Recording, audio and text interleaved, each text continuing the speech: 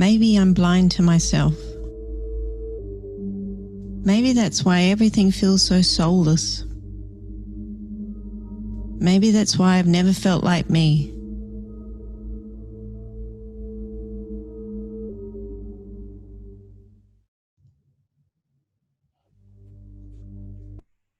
Good afternoon. Welcome to the launch of Leigh. My name's Leigh and I'm the Consumer Voice Coordinator here at Relationships Australia, South Australia. I'll welcome you to this launch of our documentary drama. Firstly, I will acknowledge this land as the traditional lands of the Kaurna people. We respect and support their spiritual, physical, economical, intellectual and emotional relationship with their country. We also acknowledge the Kaurna people as the custodians of the Adelaide Plains and their inherent cultural and spiritual beliefs continue to sustain the living Kaurna people today. If you are not on Kaurna land right now, please take a moment to acknowledge the First Nation custodians of your area. A very warm welcome to everybody here on this piping hot day. Can you believe it? 40 degrees here in Adelaide. So if you're not joining us from Adelaide, today you're lucky. Here with us online, we have Bianca and Joe from the Gambling Help Peer Support Service and additional Consumer Voice speaker, Shonika. We are also joined by the creative team of Leigh, Cameron, Rosie and Tamika from EMP Pathways, plus Sam and Tia. As an integral part of the RASA Gambling Help Service, the Lived Experience in Gambling Harm program consists of two limbs. That is the Peer Support Service and the Consumer Voice program. The Consumer Voice program is a free service provided by volunteers who share their experience of overcoming gambling harm. For over a decade, this program has encouraged change through the transformative qualities of connecting through story. Consumer Voice plays a vital role in increasing community awareness. The volunteer speakers share their real, raw, and very moving stories about the roller coaster into and out of gambling harm. They challenge negative stigma, spread the word about seeking support, and offer hope. I will now share with you a little more about our project Leigh. Responding to the theme generated for Gambling Harm Awareness Month 2020, which has been a cluster of events. We're actually the final of many, so we're not standalone in this. There was a theme we all responded to. That was gambling harm can happen anywhere. We embarked on a film project in which we created this human drama documentary called Leigh. Leigh is a story about a young woman's battle with online gambling. It can happen anywhere for this talented emerging creative. In the alley, by the docks, or behind the speaker box before an important gig. Her gambling and the pain driving her addiction takes her to dark extremes. An unexpected mentor assists her to get back on track, and she manages to call upon her own inner resources to avert disaster. This project manifested in the changed world of a COVID landscape. Beginning in the first lockdown of the year, remember back to last March, it germinated and grew on an online platform, quite aptly named Discord. Discord connected us when we were very much disconnected, and in some ways it felt like we were each operating outside of our own private bubble. Yet we persisted. Our Discord meetings included people with lived experience who shared their stories with the creative team. This set us to building a dialogue that generated our heroine, Leigh, and her story. Thus, from our online bubbles and makeshift home offices, studios, driver's seats and the like, that was the landscape of our project, and that's where it developed and grew. This very unique collaborative process resulted in the making of 4 versions of the Leigh story. Well, an 8-minute, a 5-minute, a 2-minute, and a 30-second version of the film, and a collection of enough ideas and material to script a 60-minute feature film with multiple characters. The integrity of lived experience is the backbone of Leigh. Therefore, I would love to introduce you to the peer support service, who will share their knowledge about some of the themes of the film that underpin gambling. So over to you, Bianca and Joy. Thank you, Lebu. Hi, everyone. My name is Bianca. I'm a peer support worker and a consumer voice speaker for Relationships Australia, South Australia. I've been an important part of the film process, working with Lebu and the crew from the start of this project. I stayed involved in this film and contributed elements of my own story and recovery to create Leigh, because I wanted this film to be authentic to the journey of transformation and recovery. People do experience gambling and harm from that, and it can be devastating. Creating this film shows this and also offers hope that other people have overcome and that recovery is possible. The peer support service is a free confidential service that is offered as part of Relationships Australia's Gambling Help Service. As a peer worker, we are able to offer hope that you can overcome your gambling problems. We will support a person's journey of recovery at their pace and in their own individual way. We are active listeners and provide practical information and ideas, and it is important to supporting people while they're in recovery. It is an ongoing lifetime process, and we all have ups and downs. I think the important thing to remember is that we just keep trying, and by working together, we can learn and grow from each other. Hi, my name's Jo, and I'm a lived experience peer worker and also a consumer voice speaker with Relationships Australia SA. I've witnessed the process of this film from the outside. There have been a few times when I've seen Lebu and Bianca pulling their hair out with frustration, but I actually attribute this to being a true indication of portraying the real struggles of Leigh's journey.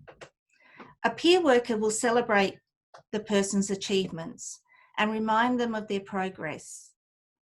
Peer workers are still on their own recovery, but we're just a little bit further down the track.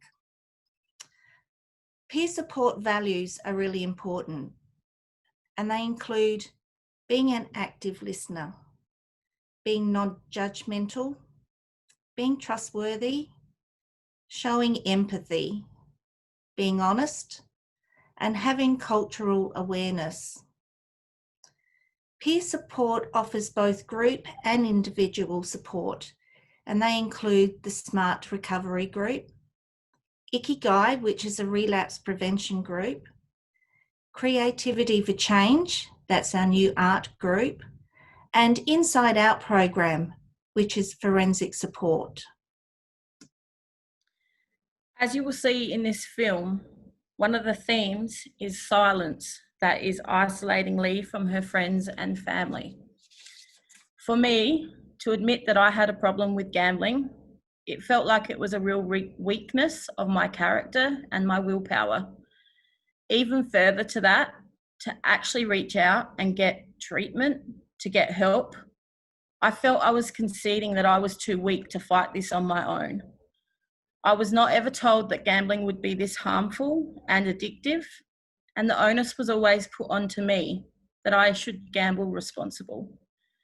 It's important to help break down the idea that an addiction is not a choice. I was too afraid to tell other people about my gambling for a really long time because of the social consequences of being seen as an addict. The genuine fear of what people would think of me, the stigma that surrounds addiction, it's often what leads people to hide their addiction and therefore prevents themselves from receiving that all-important help that is so desperately needed to overcome this once and for all. Everyone who's had gambling harm in their life has their own personal story, but there are also some similarities. We all felt the high that comes with a win. I had issues in my life and I had trouble dealing with them, and I used gambling as a coping mechanism. I would feel a high when I was at the pokies. The sounds of the machines, the flashing lights, and a win all made me feel like I was in a different world. I could zone out, and I wanted to stay there as long as possible. It was a sense of relief from the pain that I felt when I was home on my own. Too much time to think, no one to talk with and share things with. It was different when I was gambling, but it soon became evident that it was becoming a problem. I was returning to try and get that high again, but it was never as good anymore because it turned me into someone that I didn't know and I didn't like. I lied so much and I hurt people that I loved. And finally, when I hit rock bottom, that's when I asked for help. It's been a long process, but with the support of my family and through counselling and working with a peer worker and other services, I now have a positive future ahead of me filled with hope. So much, Joy and Bianca. The dialogue formed between lived experience and arts practice is a growing aspect of the Consumer Voice program. Last year, all the way from New Zealand, we witnessed lived experience theatre at its absolute best with Rob Mokaraka's presentation of Shock Row, The Confessions of a Depressed Bullet. It sure was a highlight for us. Here in Adelaide, we also have our own homespun theatre group, The Real Spinners. They unearth powerful messages about the impacts of gambling harm, and they come highly recommended from us. What we are sharing with you today is really important to us. It is experimental, and it is conjured through the meeting and sharing of lived experience with artists in a collaborative process. The time has come, really, to check it out. So let's watch it. We present to you Leigh.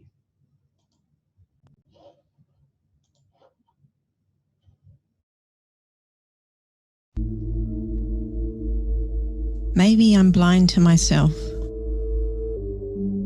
Maybe that's why everything feels so soulless. Maybe that's why I've never felt like me.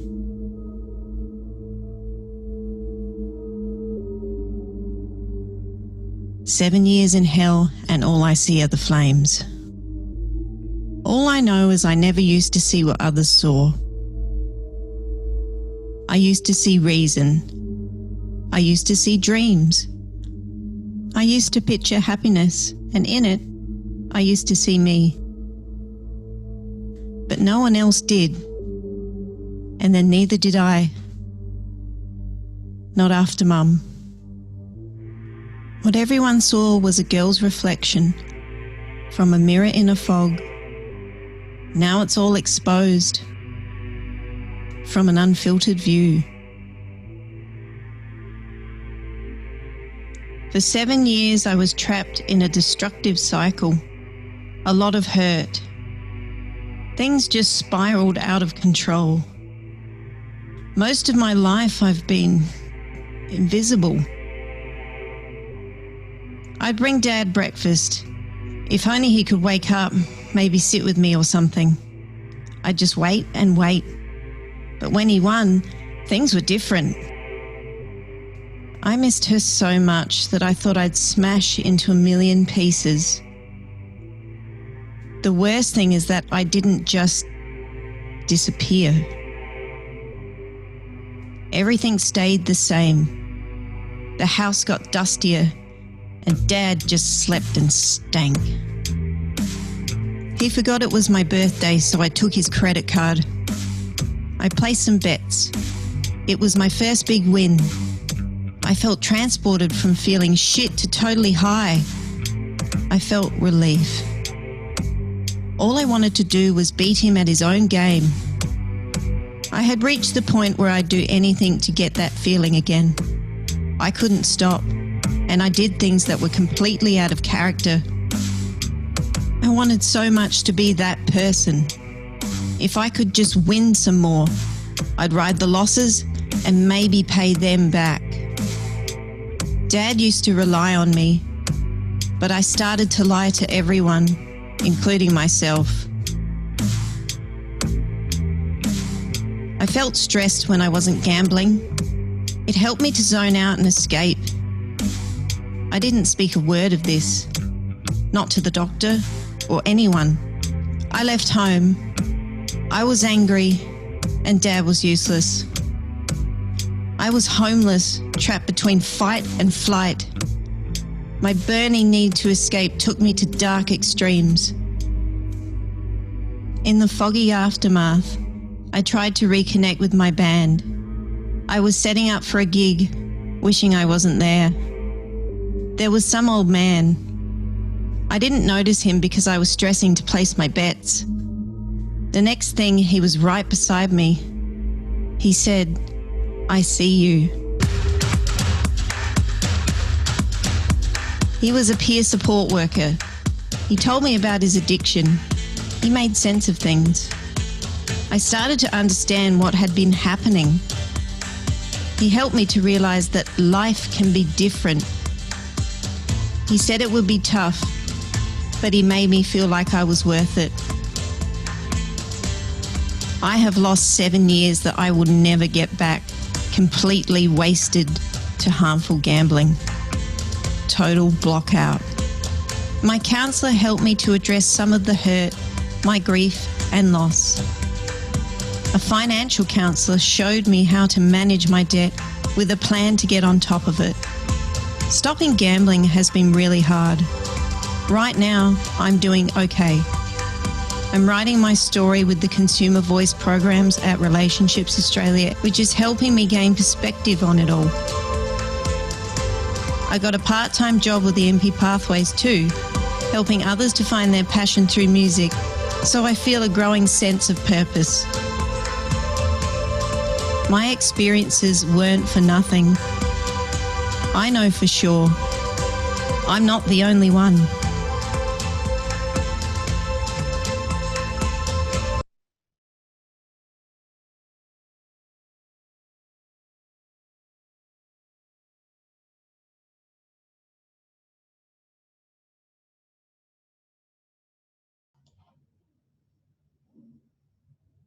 Welcome back.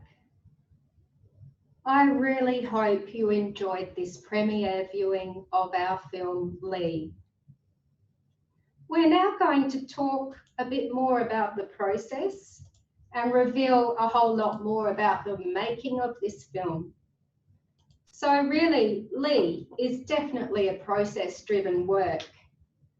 If the backbone of this collective experience of people with lived experience got overcoming gambling harm is a part of it, well, the flesh was created by the creative team. These artists absorbed the true stories and also reflected upon their own lived experience of overcoming challenges to deepen their engagement with the work. Their responses came in music, in drawing, cinematography, voiceover tonal qualities, and the physicalisation and acting of character. In short, the artistic language. As creatives, what we share in Leigh's story is a connection to our own responses of tough times. We are proud of our character Leigh for her bravery and her unique way of managing to get her life on track, and definitely her truth. For that, we are ever grateful to our consultants, the consumer voice speakers, especially Bianca, Shonika and Tyson, who shared your stories. We thank you so much. Anyway, I think you've heard enough from me. So let's find about more of the process from our creative team.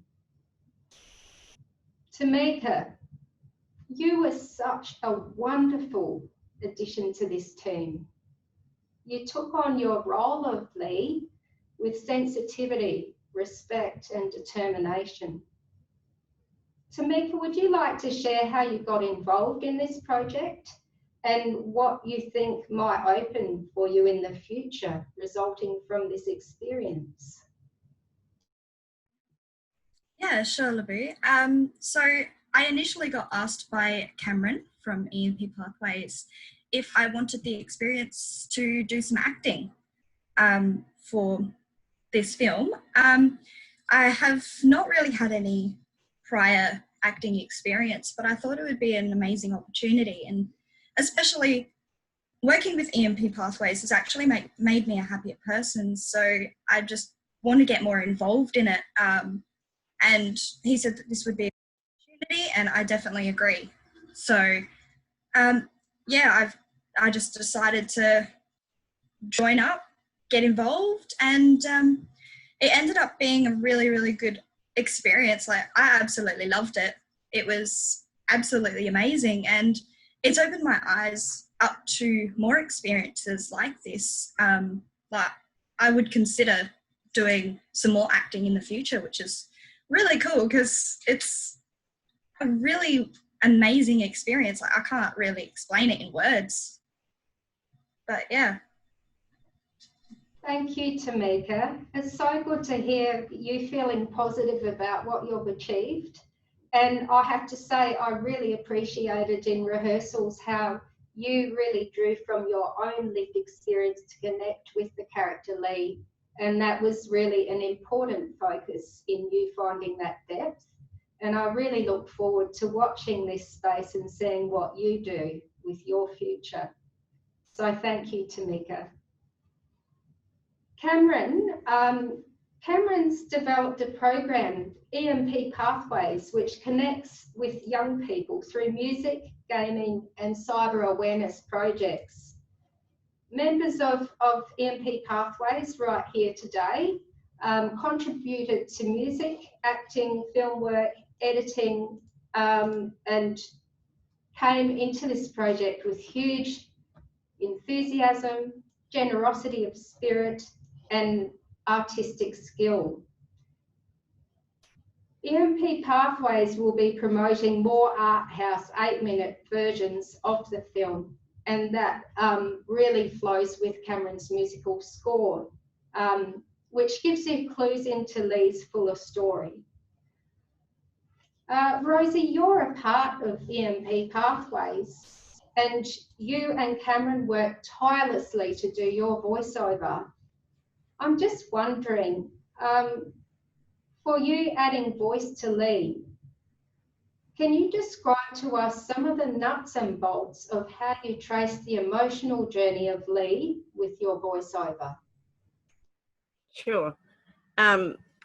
First of all, thanks for having me in this project. It was fantastic, and was my first experience with filming, and I always wanted to be in a film.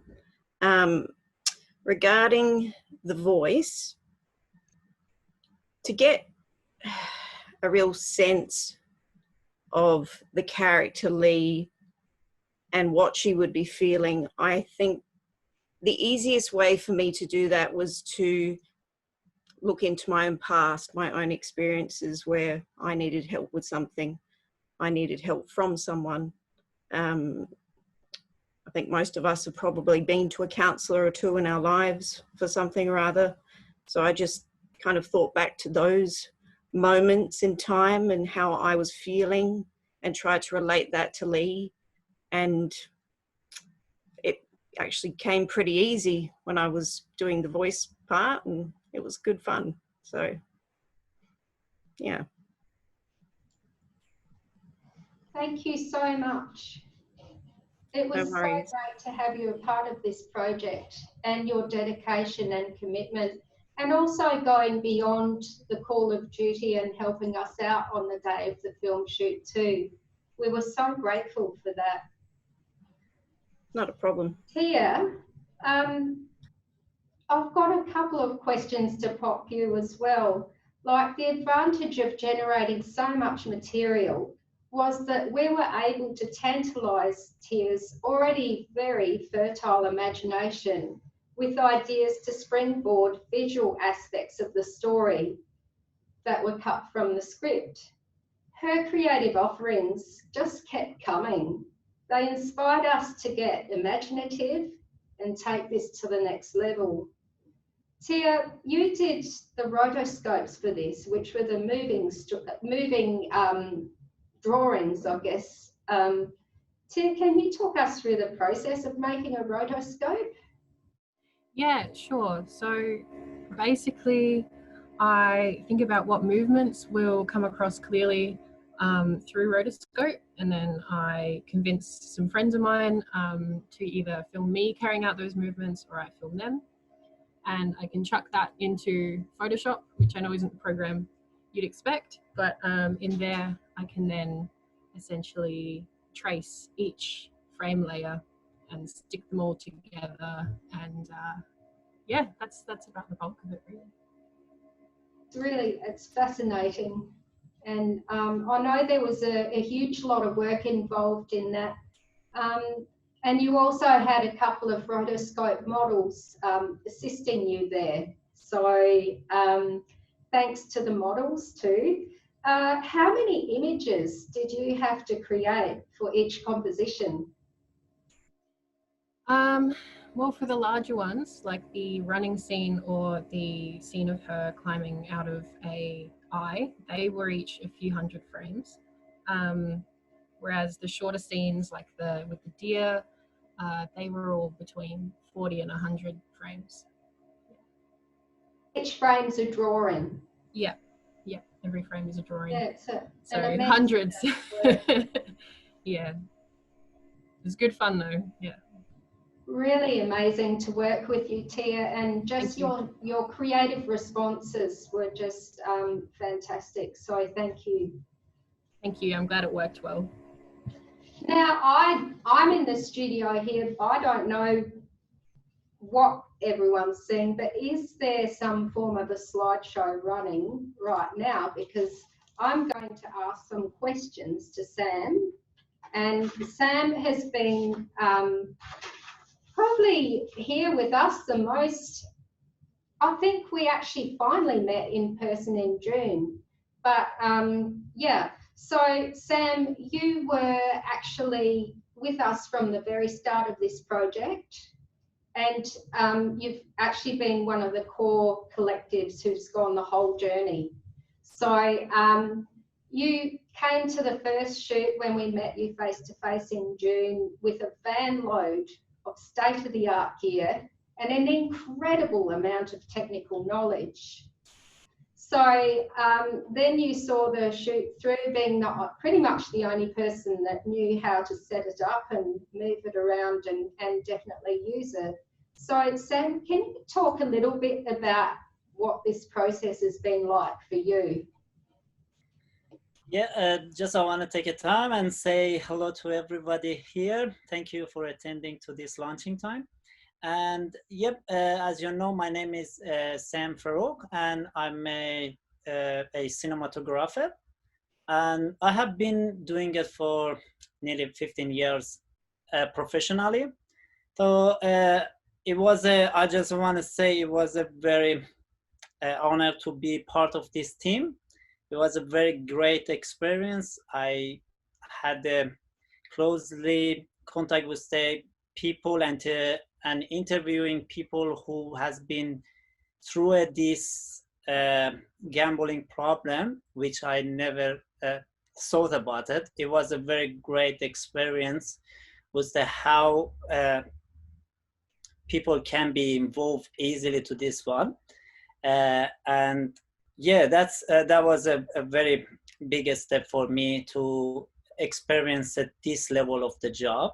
I'm very meet a lot of artists and talent people to this group. If you want, I explain about the technical part. It was we have been using 3 multiple cameras there with the multiple lighting.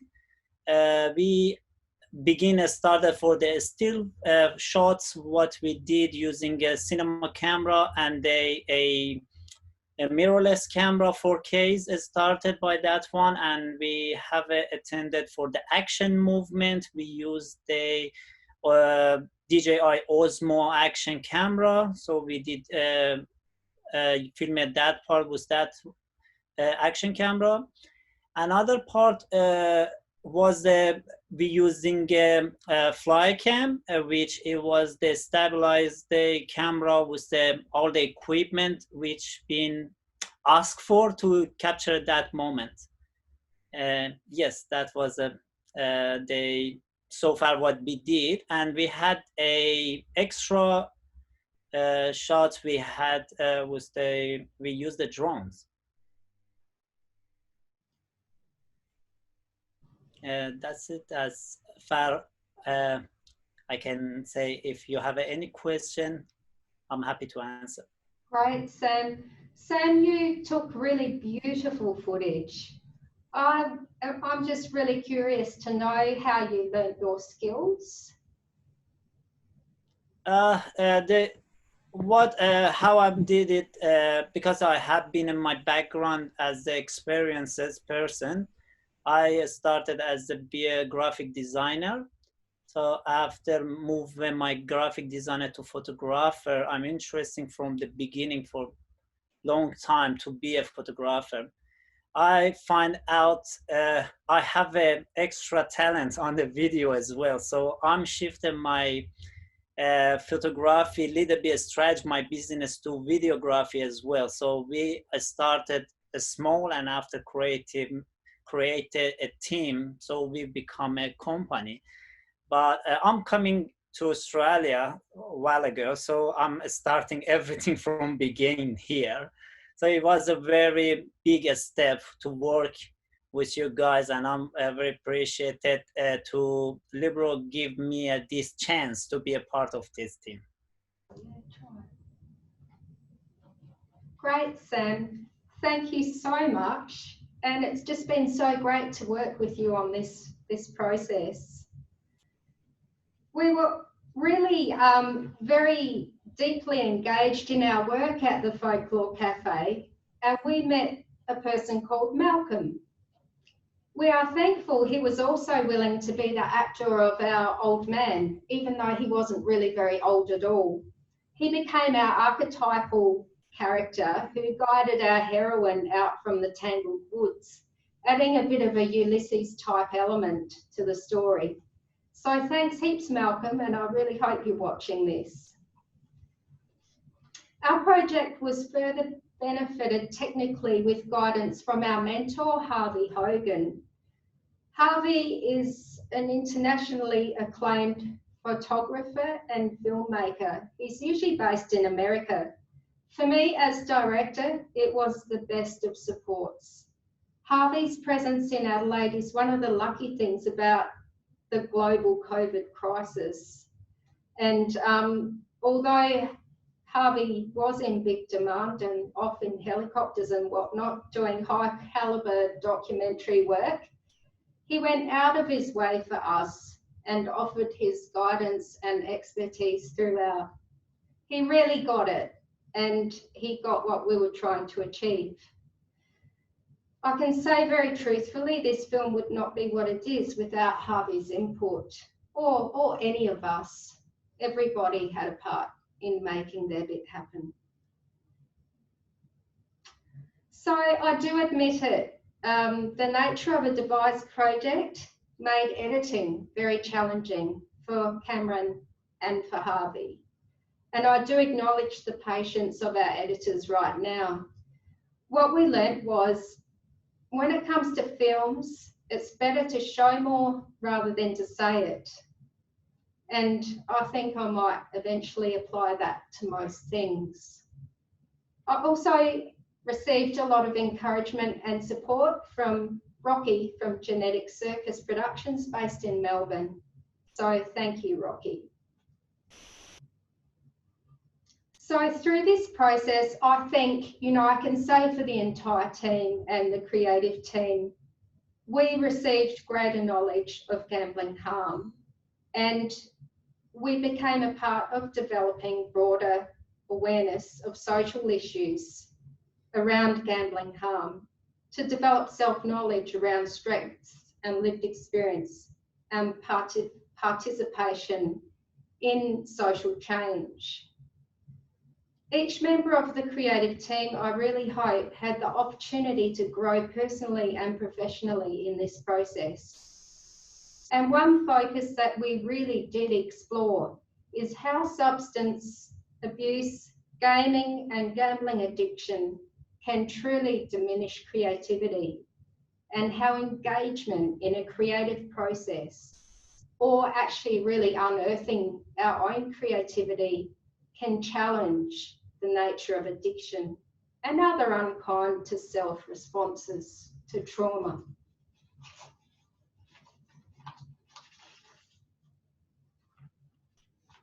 I would like to hand it to our consumer voice speakers to speak right now and talk about their side of the process.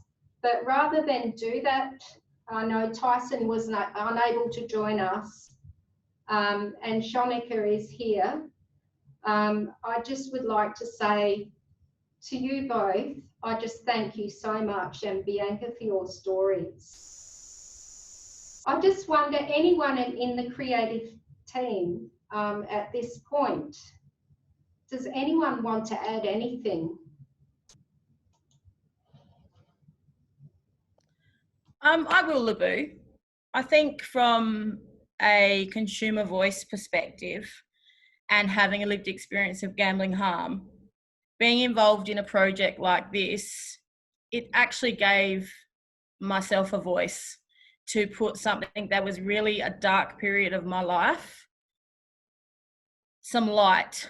And it was like Joe and I had a chat this morning about our transformation and our recovery journey, and we kind of articulate it a little bit like being a caterpillar, and they go up and down, and that was our life. We had all these ups and downs in our life, and then gambling was in that, and we were in this cocoon, this web of lies and destruction, and we just couldn't get out. We were just so wrapped tightly in that.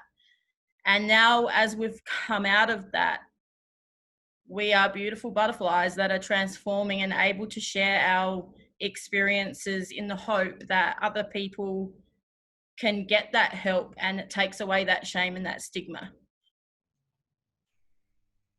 Thanks, Bianca. That is just such a beautiful image and just so appropriate. Thank you so much for that. Does anyone else have any thoughts and comments that they would like to add from our creative team? What sort of future are you hoping to see, Rosie? One with a lot of positivity and encouragement for people who have these kind of issues and are needing help. I would hope that this would inspire them to speak up and get that help that they need. Thank you. So a future I'll put my 10 cents in worth. The future where we are more congruent with our experiences, know how to suffer trauma without inflicting it onto others, stop stigmatizing and judging others because they're too frightened to pop their own lids and take a look inside, and a future where we're able to share our experiences in a purposeful way in many modalities that is useful to others. Thanks for sharing, and thanks for everything all of you did, and also Cameron, who has dropped out, did to make this project what it is today. So, hey, we're moving towards a bit of a wrap up, and all you people out there, fire away with your questions, because when I stop talking, we'll try and start answering some of them. So, in recognition to the growing incidences of gambling outside the traditional bricks and mortar of venues and the increase in mobile phone and online sports betting, Leigh is informed by lived experience, and we hope it is a growth-oriented and thought-provoking artistic presentation. We truly hope our film, Leigh, drives straight to the heart of the issue, exposing the intergenerational nature of sports betting, the secrecy and isolation and despair that this sort of gambling harm causes. It does not discriminate against age, and it is not an ageist problem. There are a lot of people that are young and struggling with this. We would like to share the message that recovery is an option and life can be different. This film will certainly build upon the existing Consumer Voice program's collection of offerings to raise awareness about gambling harm. And in particular, we are targeting with this one, online betting amongst younger people. So thanks, folks.